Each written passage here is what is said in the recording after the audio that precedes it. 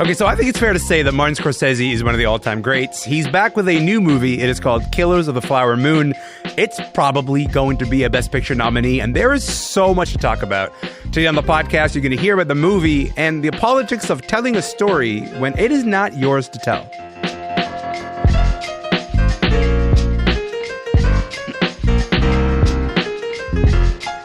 I'm Elamin Abdelmahmoud. This is Commotion. Okay, so the movie is Killers of the Flower Moon. That is the latest film by Martin Scorsese. It is inspired by the true story of Molly Burkhart. She's an Osage Native American woman, played by Lily Gladstone. And it is the insidious plot of two white men, one being her husband, played by Leo DiCaprio. And the two white men are trying to murder Molly and her family to gain their oil wealth. Here's a clip. When this money started coming, we should have known it came with something else, because it's a white man's money. Yeah. Mm-hmm. It's not what we were taught coming down Missouri, Arkansas, and Kansas. Yeah. What has come to our reservation that doesn't belong here, and it's them. They're like buzzards circling our people. Yeah. They're going to pick us body clean, leave nothing. That is a moment from Killers of the Flower Moon. It is a film that is already getting so much attention from critics and from moviegoers. To talk about this movie, we gathered some really smart critics and journalists around the table. We got Jesse Wente, Johnnie J, and Angela Sterritt. And I started our conversation by asking Johnnie what her initial thoughts were about Killers of the Flower Moon. Here's what she had to say.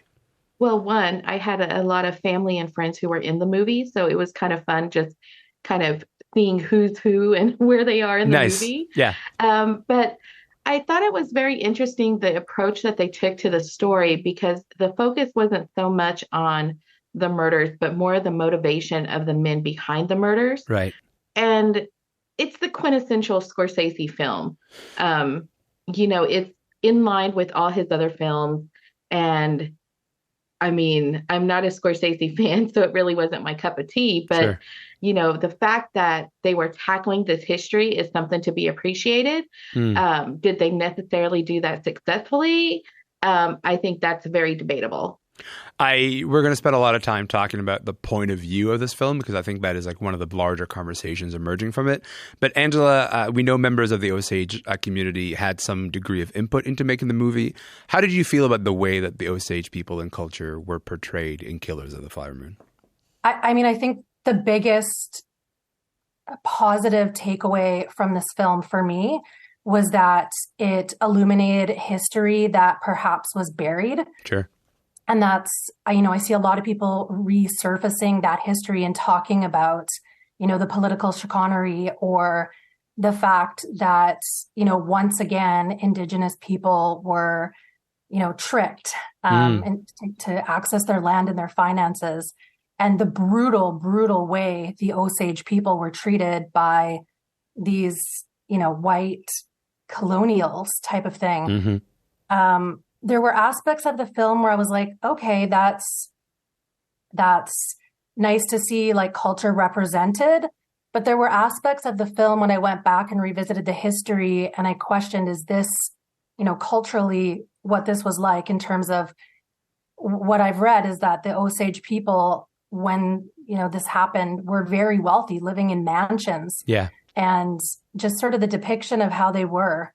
Very sickly, very weak, I had a lot of questions running through my mind. I found the film excruciating in many ways, and maybe we'll get to that later on. Yeah. But I just thought there was so many more opportunities to represent the Osage people as people who didn't go down without a fight. And from the get-go were, standing up for themselves in every single aspect of their lives, not, needing a sort of a white savior to do that for them on their behalf. I'm going to write down that word, excruciating, because I think there's a lot to get into there. So I want to come back to that in just a moment. A lot of the early buzz, I think, around this film has been around the actor Lily Gladstone and her performance as the Osage woman Molly Kyle. She ends up marrying Leo DiCaprio's character. I just want to play this moment of the film. We need to be quiet for a while. Storm, it's powerful. So we need to be quiet for a while. It's good for the crops, that's for sure. Just be still. Johnnie, I've been watching Leo DiCaprio on screen for 25 years, and there's never been an actor that shares a screen with him where I don't look at Leo, because Leo just has that sort of on-screen charisma. And Lily Gladstone, to me, was like just 10 times more present on the screen. She really popped off the screen in ways that I forgot that Leo was even in the frame. How did you feel about Lily's performance? Well, I think she's a powerhouse, and every time she graces the screen, she brings such a strength to it that you're immediately just drawn to her. And there's so much power in what she brings to the roles. We've seen her in Reservation Dogs. Mm-hmm. You know, there was a prayer scene that had everybody bawling just because of the power that she brought to that scene, just the humility, the sincerity. And you see that in almost every role that she plays. Mm-hmm. And in Killers of the Flower Moon, you know, I think she was incredible. But there was a point in the film where it's like her whole demeanor changed from being somebody who was very invested in trying to figure out what was going on with her people and who murdered her family, to where she was just more complacent in kind of just accepting, like, this is what was going on. And it also just the level of trust that they put in her towards Ernest was kind of unsettling, because she was questioning everybody else around her, but not the person closest to her and the person administering her medication. So that kind of boggled my mind a little, just because it didn't really make sense. The whole time that you guys have been talking, Jesse has been in the wings, just nodding, ready to get in here. Jesse, what are your thoughts? I mean, I felt in terms of Molly's role, I felt it was very underwritten. You know, I agree that Lily Gladstone elevates the role, but sort of beyond what was on the page. You know, there's not much on the page, I would suggest. She easily has the most powerful scene in the film that comes near the end. And, you know, that scene alone is worth watching the movie. The movie sort of builds entirely towards that scene. But, you know, I like the others. You know, it was interesting, Elamin, the way you introduced it by saying the plot of two white men. And, you know, one of the challenges with the film is that, or one of the challenges I have coming out of it is that I feel that it does provide audiences, both a mirror, mostly non-Indigenous audiences, a mirror to look into. Yeah. But I worry that the mirror directs them to an individual case as opposed to systemic outcomes. And Scorsese is not a systemic filmmaker. You know, this is not a guy who spent his career looking at the systems that influence the way people behave. Right. He's a filmmaker who's looked at the behavior of people and really dug into those as individual sort of instances, not necessarily systemic critiques. This is true of his mafia movies too, where he doesn't really ever discuss why his community was in the position it is, where it had to turn itself to organized crime, the way, say, Coppola does in The Godfather, or the way many Japanese filmmakers do in the Yakuza cinema history. He really just looks at mean streets. This is it. It's very blunt. And I do worry that, like, it's important to understand about what happened to the Osage. It wasn't the plot of two white men. It's the plot of colonialism is what happened to the Osage. And in many ways, this is still a Scorsese mafia movie. It's just the mafia is white supremacist patriarchy and colonialism. Okay, so what I'm now doing is just writing down a bunch of words you guys are saying to me. Like, I want to return to this, I want to return to this, I want to return to this. So in addition to excruciating, I also want to return to this idea of systemic filmmaking versus sort of individualized filmmaking. But maybe let's go back to excruciating, Angela, because I think one of the most horrific aspects of the story is the scale of the murder of the Osage people by white outsiders trying to steal their wealth. Most of the murdered Osage in the movie are women. How did you feel about the way that these murders were handled in the movie? You know, I think a lot about the way that I teach journalists, you know, in university and in my newsroom, my former newsroom, to be trauma informed. And this was a masterclass in the opposite of what I teach. The way that the murders were shown with these over gratuitous details, the sounds, you know, in cutting body parts and wondering, like, why are they cutting that body part? Like, there were parts of the dismembering of the body where I had no idea why they were showing that, or even how it was part of the plot or how it was part of the scene. At the same time, I think these characters, these indigenous Osage characters who, as Jesse rightfully said, this is the story. They were underdeveloped, right? So you had these main white characters. The movie was shown entirely through their lens. And even with Molly, I mean, incredible acting. And, she held the movie in many ways, but I don't know who her sisters were. It was a lot of showing these indigenous women, but indigenous people as only in the tropes that they exist in, So with indigenous women, like only, a person insofar as her death. There were a lot of characters who were just drunk. I have family members, we all do, who are, who drink a lot. That's not just who they are. There's a lot more character within them and a lot more about their lives. Yeah. Or just violent. And it's like, come on, it's old, right? It's old. When are we going to get past just these tropes? When are we getting to the hero in the film? Who is the hero?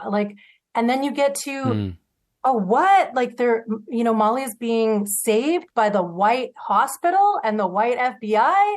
That is not how the story went. So even the saving graces of this movie, which for me is depicting the true story of the Osage, are taken away, because from the research I've done, the Osage were the ones saving themselves, speaking up for themselves, fighting for themselves from the very get-go.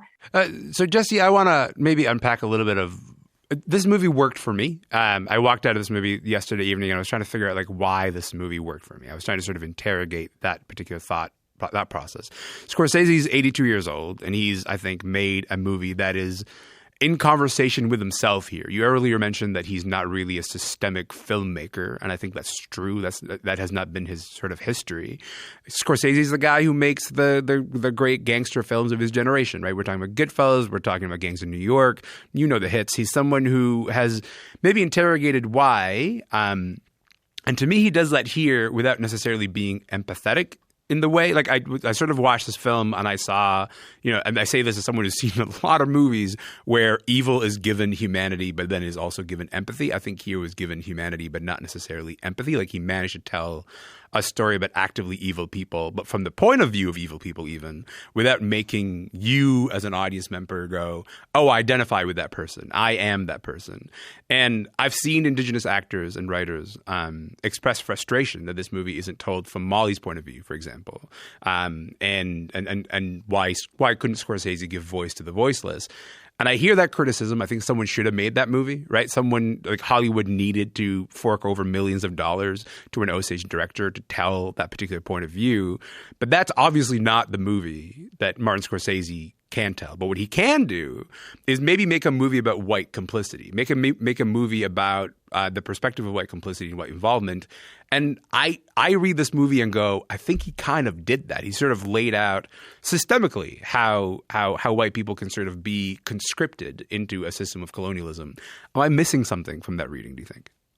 Yeah, I think so. Yeah. Because I think that would suggest that the FBI is somehow not also a colonial actor in this story. Right. Right. Because when do they actually escape colonialism in the story? Mm-hmm. I mean, I'm going to suggest to you the Osage have yet to do that, as have none of us. I don't think he did make a movie about escaping colonialism. Well, no, but you're suggesting to suggest he's saying white complicity would say that the FBI in that structure is also not complicit. They are. That's true. So, and the FBI's history later. Well, but here's where I will agree with you, Elamin, is that Marty Scorsese was never going to make a movie from Molly's perspective. That is true. I will also agree that they will never make that movie now because this movie has been made. So that the opportunity for an Osage to tell the story is now gone. That is the nature of the entertainment business. I think there have been times when Scorsese has touched on larger, because I don't think he just makes movies about the mafia. I think we have to understand that Scorsese largely makes movies about America and largely movies about movies. Right. Those are his two primary concerns. Yes. Because if we just focus on the mob films, you miss King of New York. You miss all sorts of films that are deeply about America. And I would say this is very much in line with that, as well as the mob movies. Yeah. I think American filmmakers, particularly men, feel compelled to make a Western in their career. It's almost like they can't have a career until they've finally made one, and they've finally ridden horses and done all that stuff and gone on location where it's dusty and dry and had craft services out there and all that jazz. So Marty's now done that. But I don't, the film didn't work for me. I felt that the parts about the FBI felt very cleaner. That felt like the movie that Marty has been thinking about for 20 years. The first half of the movie, which is, I think, the newer part, because it's meant to be about Molly, feels very messy, feels very underwritten. I'm not sure the motivations of really most people involved in the film. I get the motivation of the cops at the end. That's quite clear. So it didn't work for me. I found this excruciating to sit through. I will never watch this movie again, not because I think it's like bad or anything. I think it's a very average Scorsese film. But I don't know why I would want to sit through this. I'm sure people will win Oscars, and I think the best thing that will probably come out of this movie is that Lily Gladstone won't have to think about whether she's going to be an actor for the rest of her career. She can just be the phenomenal actor that she is, and I wish her all the best. She's a dear friend, and I was very excited to see her performance. But otherwise, I'm glad I was being paid to view the movie. That I will say that one of the most maybe shocking details to emerge out of this is movie is the story about Lily Gladstone being ready to quit acting until the email landed in her inbox being like, okay, please be in this movie, because the idea that we would have missed out on any of her performances feels, absolutely like a crime.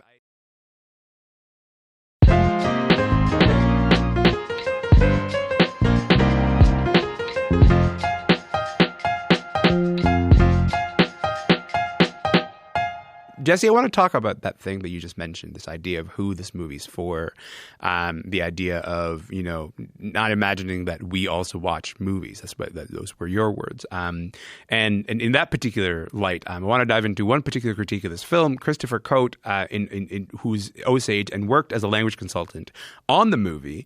Here's a bit of his reaction to the film right after watching it. As an Osage, I really wanted this to be from the perspective of Molly and what her family experienced. But I think it would take an Osage to do that. Martin Scorsese, not being Osage, I think he did a great job representing our people. But this story is being told, this history is being told almost from the perspective of Ernest Burkhart.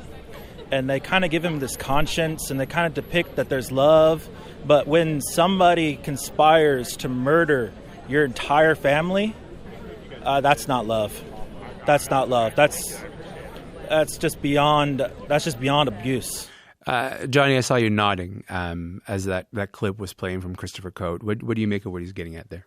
I think that he kind of hit the nail on the head because, the source material is non-native. Martin Scorsese is non-native. So we were never going to get a movie that was specifically for Native people. And, I think he really understood the wrongness that we often see in movies, in the way that anytime there's a relationship involving a Native woman and a white man, that he can do horrendous things to her, but they still portray it as love. Like underneath it all, there is still an element of true love that is there, and it exists. And we've seen that in this film. And, it was kind of disturbing to kind of watch it play out because you see the attempt that he's made on her life. Right. And yet they're still trying to portray it as a love story, that he's still invested in their family. And you're just like, what? Like, it doesn't make sense. And, I think one of the more interesting things that he said, they did a wonderful job of representing like the Osage people. And they were extremely involved in the film in making sure that they were represented well on screen. And that kind of makes it hard to critique the film, right? As Native people, because we want to have an honest discussion about the like the representation within the film. But at the same time, we don't want to overstep the boundaries or disparage the Osage Nation and make it seem that they don't know better in how they are represented or how their stories should be told. Sure. And I think that's one thing that has been missing in a lot of the critiques is just respect for the Osage Nation and their autonomy and their role in the film. And I think that's one of the reasons that, it's so difficult to just to critique this film and to be honest about it, because we've seen all the accolades, but nobody's really talking about the problematic representation, and it's there. Jesse, we got to say that British Vogue asked Lily Gladstone about the lack of Indigenous filmmakers involved in the production, and she said, look, nobody's going to hand an Osage filmmaker $200 million.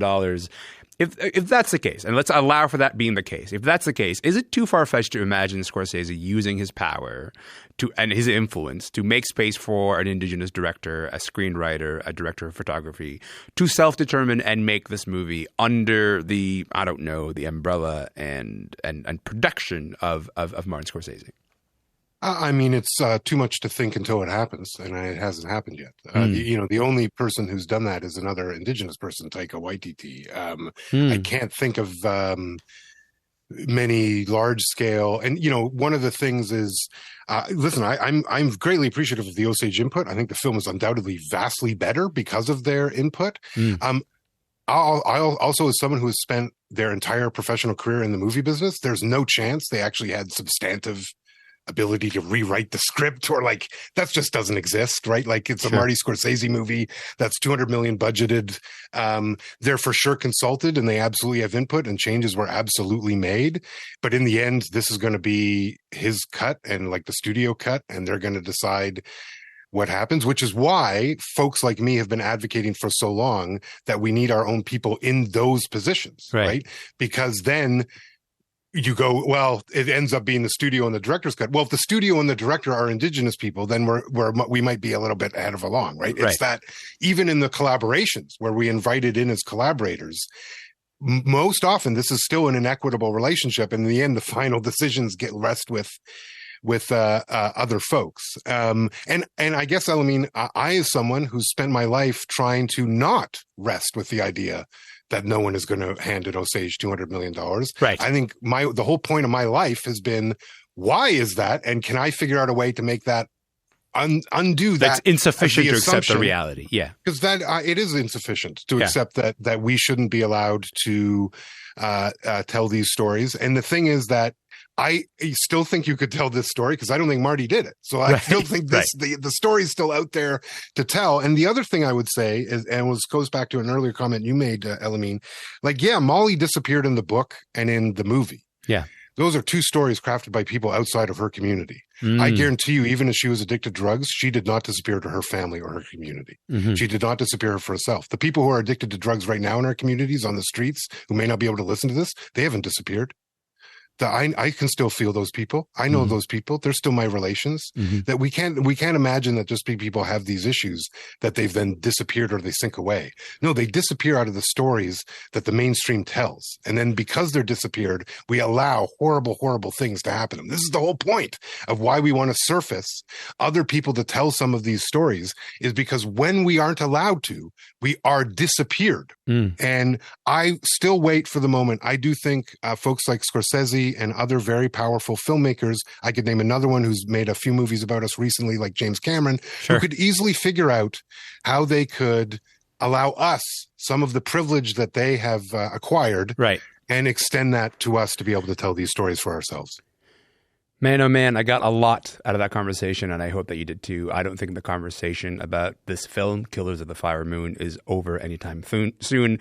One notable thing I want to say is that so many of the Osage people involved in the making of this movie can't really speak for themselves at the moment because the actors' strike is still happening. So that to me adds a different level of complexity. What you heard was my conversation with Jesse Wente, an Anishinaabe film critic based in Toronto, who's giving us his take on the new Scorsese film, Killers of the Flower Moon. You also heard Angela Sterritt, a Gitxsan journalist and author of the book Unbroken. She was in Vancouver. And Johnnie J is a member of the Oto, Missouri and Choctaw tribes. She's a culture critic and founder of the website A Tribe Called Geek. Johnnie was in Los Angeles. Killers of the Flower Moon is in theaters right now. And hey, that's it for our podcast today. Remember, you can listen to the show anytime you like, wherever you get your podcasts. My name is Elamin Abdelmahmoud. Hey, I'm going to be here tomorrow. I hope that you're going to be here tomorrow because we have so much to talk about. I'll see you then.